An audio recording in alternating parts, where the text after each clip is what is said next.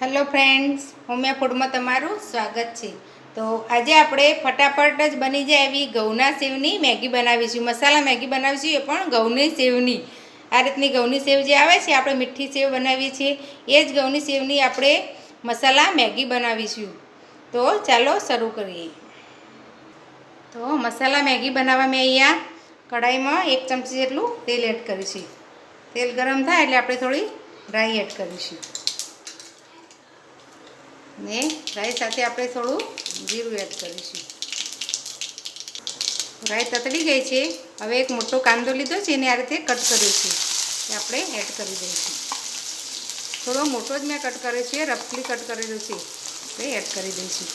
અને સાથે મેં લીલા મરચું એક લીધું છે, એને ઝીણું કટ કર્યું છે। તમે બાળકો માટે બનાવતા હોય તો લીલું મરચું સ્કીપ કરવાનું। હવે કાંદાને થોડો આપણે સાતળી લઈશું। તો કાંદાનો થોડો કલર ચેન્જ થઈ ગયો છે। હવે એમાં આપણે ટામેટાં અને પેપ્સિકમ, એક ટામેટું લીધું છે અને અડધું પેપ્સિકમ લીધું છે, એ આપણે એડ કરી દઈશું।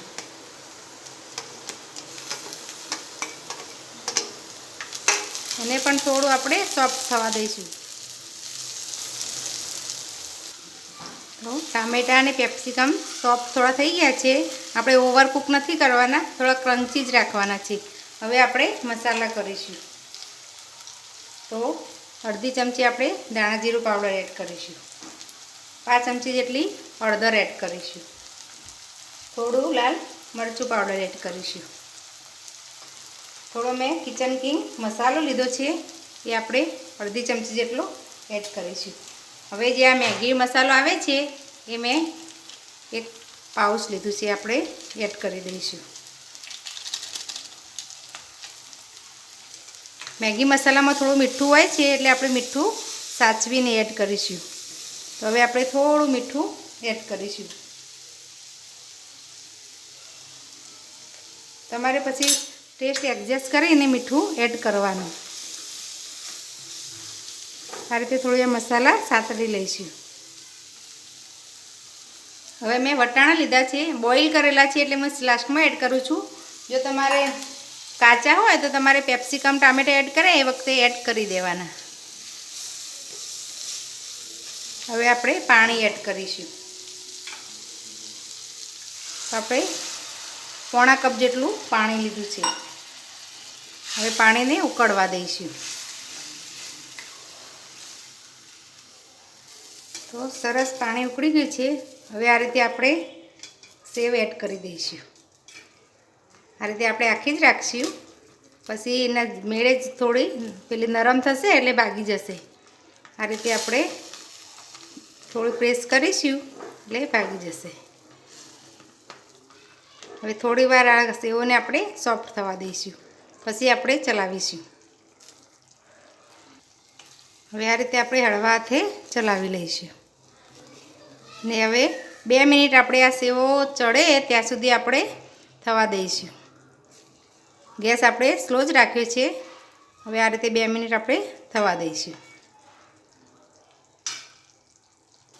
હવે આપણે ચેક કરી લઈશું। તો 2 જ મિનિટમાં સેવો તો ચડી જ જાય છે। હવે તમારે જે રીતનો રસો રાખવો હોય એ રીતે તમારે પાણી એડ કરવાનું। તો આ પોણો કપ મેં એડ કરેલું તે પરફેક્ટ છે। આપણી સેવ પણ સરસ ચડી જ ગઈ છે। હવે આપણે ગેસ બંધ કરી દઈશું। ઉપરથી આપણે થોડા ધાણા એડ કરીશું।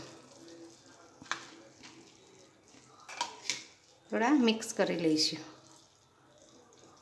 હવે આપણી સર્વ કરવા માટે ઘઉંની સેવની મેગી તૈયાર છે। તો આપણે સર્વ કરીશું। હવે આપણે પ્લેટમાં સર્વ કરીશું।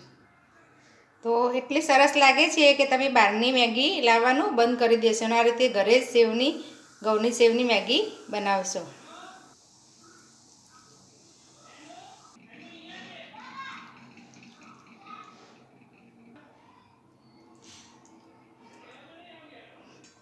હવે ઉપરથી આપણે થોડા કાંદા એડ કરીશું।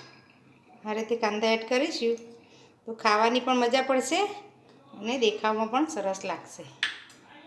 તો તૈયાર છે આપણી ઘઉંની સેવની મેગી। જો તમને આ મારી રેસીપી ગમી હોય તો મારા વિડીયોને લાઇક, શેર અને મારી ચેનલને સબસ્ક્રાઈબ જરૂર કરજો। ફરી મળીશું આવા નવા વિડીયો સાથે। ધન્યવાદ।